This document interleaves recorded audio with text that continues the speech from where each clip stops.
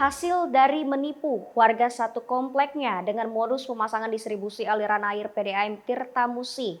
Hari Handoko 39 tahun berhasil kantongi 75 juta rupiah dari warga yang ditipunya. Diketahui pelaku melancarkan aksinya kepada warga yang ada di perumahan Cantika Jelita, Kelurahan Gandus, Kecamatan Gandus, Palembang pada Minggu lalu 1 Agustus 2021. Uang tersebut saya gunakan untuk membayar hutang, ujar Handoko, pelaku penipuan modus pemasangan pipa air PDAM di Polsek Gandus, Jumat 11 Februari 2022. Hari berdalih bahwa aksi yang dilakukannya merupakan keputusan bersama warga.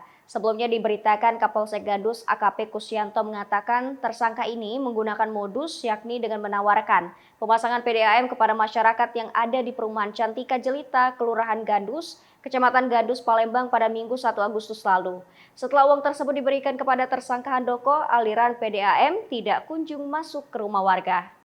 Warga yang curiga kemudian mengetahui menjadi korban penipuan setelah korban Erika Chandra, 38 tahun, dan korban lainnya mengecek langsung ke kantor PDAM Tirta Musi dan menunjukkan karcis pembelian pipa distribusi kepada pihak PDAM Tirta Musi.